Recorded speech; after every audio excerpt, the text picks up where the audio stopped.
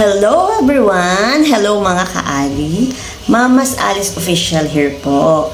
So for today's video po, magre-review po tayo ng mga whitening soap. So tatlo lang naman yon yung aking ginagamit. So mga nire-review ko is yung mga gagamitin ko. So bago po yon, please do subscribe to my channel and don't forget to hit the notification bell po. So let's start! Ang re-reviewin ko is yung mga product na ginagamit ko o nagamit ko na. Ano po? So, tatlo lang naman po yun, no? And then, ito po pwede sa mga lactating, ano? Kasi bilang ako is lactating, so kailangan ko o gusto ko kasing kahit papaano is hindi ako magmukhang, alam nyo na, di ba? Kahit may anak kang pinapadede mo, no? So, ang first natin is itong si Whip soap ng bleaching whip soap ng Rosmar by Rosmar. So alam niyo ba kung bakit ko ito nabili? Kasi nag-promo sila or nag-discount. Nagkaroon sila ng discount ng Rosmar sa TikTok. Before pa to namatay, medyo ilang buwan na rin na nakakarana, no? So nagkaroon sila ng promo. Hindi ako bumibili kasi nito kasi feeling ko kasi masyado siyang mahal para sa isang sabon. So sa katulad kong hindi ganun kayaman or hindi pera, so medyo pricey siya sa akin, no? So nag-promo sila, nakuha ko lang to 100 plus to, no? So nakuha ko lang to ng 60 plus kasi nga nag-promo sila dun sa TikTok, no?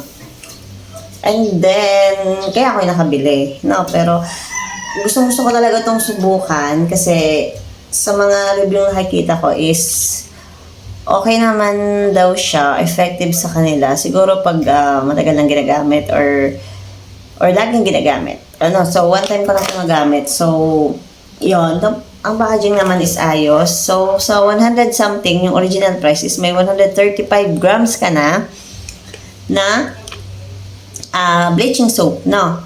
135 grams siya. So, malaki na siya. And then, yung packaging, kita nyo naman.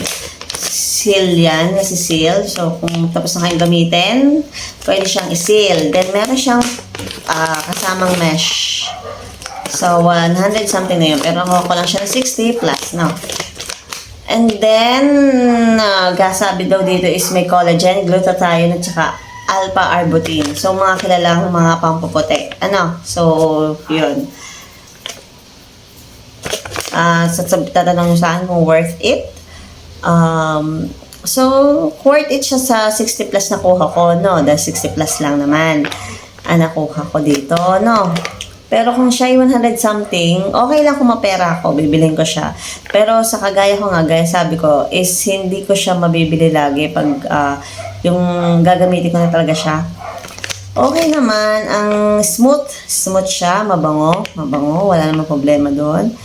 And then, alam nyo, ang technique ko kasi, pag bumibili ako ng mga ganito, mga sabon or whitening product, kasi mga whitening product is mabilis matunaw yan. So, ang ginagawa ko is nahati ko siya sa tatlo para tipid gamitin. Hindi lahat mauubos, no? So, yun, dinitipid ko siya. Tama, kasi natural naman lahat ng sabon. Pag mabango, pag ikaw ilalabas ng banyo, is talagang naamoy naman, no? Pero pag ikaw matagal-tagal nang hindi, kunwari nakalabas ka na, and then mga siguro 5 oras or something, or tanghali. Kunwari, umaga ka naligo tanghali. Wala na siyang amoy. So yun lang. Siguro kung aircon ka, nandun pa rin yung amoy. Pero sa akin is wala na siya, no? Bilang isang nanay, no, lagi tayong, syempre, gagawa tayo ng gawing bahay, so mawala na talaga yung amoy. So, yun. Para sa akin is, okay naman siyang gamitin kung mapera ka. Pero kung ikaw titipid, syempre, maghanap tayo ng, kung ikaw naman hindi ganun ka, maghanap tayo ng hindi pricey. So, next natin is itong by Rosmar pa rin. Kojic Q. So, the word Kojic is whitening, Pero whitening is exfoliating siya. Po? So, kung makikita nyo, yan. Meron siyang mga beads, yun, kita nyo ba? So, yun, wag nyo lang ida-direct sa face nyo kasi masakit. Masakit po siya na May puti. Masakit po siya sa face pag dinirect nyo, baka magkasugat pa kayo or kung manipis yung balat nyo sa baka mahiwa pa kasi medyo matigas siya eh. Tapos tinitingnan ko siya, kumuha ko ng beads na yon kung matutunaw ba siya or para sa akin hindi naman siya natunaw. Siguro pang exfoliate nga para matanggal yung mga dead skin, dead cells, ganyan yung mga, kasi nakalagay dito is pang pimple and scar remover. Di ba?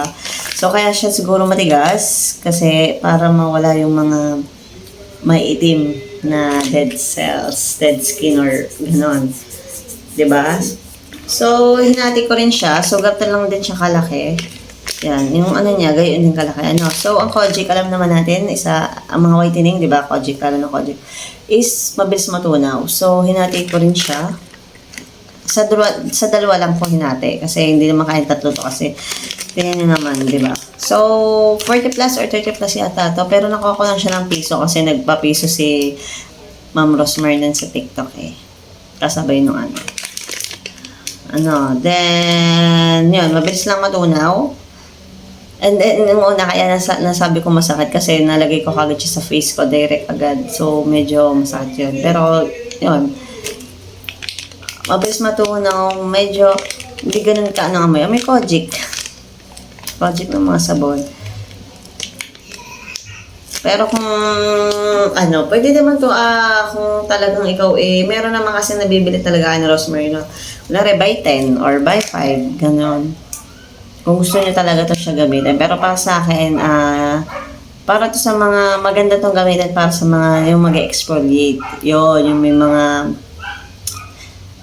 dead skin, dead cells, yon.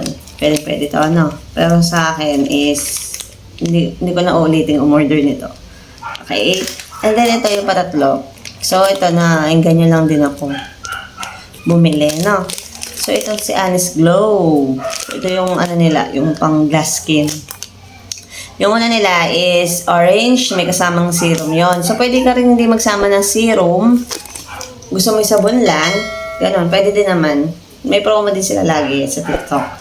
So, itong binili ko, mild siya. Mild. Kasi yung Honest Glow is medyo strong. So, feeling ko hindi siya pwede sa lactating kasi strong yung pang whitening niya eh. So, ito, mild lang siya, kaya pwede siya. Is ganito siya. May pink. May pink. Kasi pang glass skin yon. Yung white is pang whitens. Pang moisturize. Yan. Maganda to. Sa mukha ko lang siya ginagamit. Kasi gusto ko matanggal tong. Yan. Kita nyo ang even ko. Gusto ko kasi matanggal yun talaga. Inuulit ko, ang pag-whitens ng skin or pagpapaputi, kung gusto nyo pumati, hindi lang sabon, Ang swerte nyo kung sabon, puputi na agad kayo. Pero lagi yung may step 1, ang sabon nga, which is sabon. Step 2, step 3, yan. Lagi may mga ganong stages. And then, ito ang ginagamit ko ngayon recently. Hinati ko lang din siya, para tipid, diba? Alam niyo naman, para tipid hacks, diba? So, hinati-hati ko siya para matipid. And then, kung tatanong nyo, pag ba hinati, malilesen ba yung effectiveness? Hindi naman siguro, Kasi kaya lang naman natin hinahati. Gawa ng para hindi agad lahat matunaw. Diba? Para matagal ang gamit.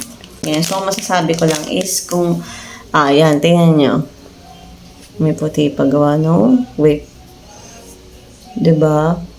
Wala akong foundation guys, wala akong foundation ngayon. Naglagay lang ako ng blush on. Pag nasa bahay ka, or bilang nanay ka na, or mother ka na, parang hindi ka na kailangan mo foundation, Basta ka na lang kasi, pag aalis kayo, unahan mo muna yung mga anak mo, magbihis, or ganyan, mga dadalhin. So, ikaw na yung panghuli, so hindi ka na magkakaroon ng time para makapag-ayos ng sarili. Alam nyo ba, 10 minutes na lang ako nag-ayos ng mukha ko, yung mga lipstick, mga kilay. Yan, maglalagay ng BB cream. Pero, ngayong nasa bahay ako, hindi na ako naglalagay ng kahit anong BB cream or whatever. Sunscreen nga, hindi na ako nilalagay Tamad kasi ako maglagay talaga. Paglalabas lang ako, yun. Pero pag dito sa bahay, hindi na talaga ako nilalagay. So, naglagay lang ako ng blush. Walang filter po ang aking camera, So, yun. Magandang gamitin itong si Honest Glow para sa akin. Kung gusto, kung ang ginagamit nyo naman po is itong Kojiko or Whip or whatever na whitening soap, sige tuloy nyo lang po yan kung hiyang sa inyo. Pero kung gusto nyo po na matry yung iba, so ito, marirecommend ko sa inyo. So makikita nyo yung review ni Honest Glow and mga yung kagaya ko or kay Rosmar. Magaganda naman ang mga review. Kaya nga lang sabi ko, hiyangan. Kung ano masiyang sa inyo, di gamitin nyo. So, yun po. So, yun po ngayon ang ating review. So, yung mga sabon na nagamit ko at ginagamit ko pa. So, yun. So, I hope nakatulong para mag-try kayo ng another or hindi na magiging effective sa inyong mga whitening soap. So, gaya nga sabi ko, step 1 pa lang ating whitening, kung gusto nyong road to whiten your skin. So, iba-iba na ngayon ang effect ng mga whitening, merong nag-glow, merong nagpapaputi lang talaga, diba? So, yun. Thank you for watching. Please don't forget to hit the notification bell para po updated kayo sa next video ko. Thank you po. Please do subscribe po. Thank you.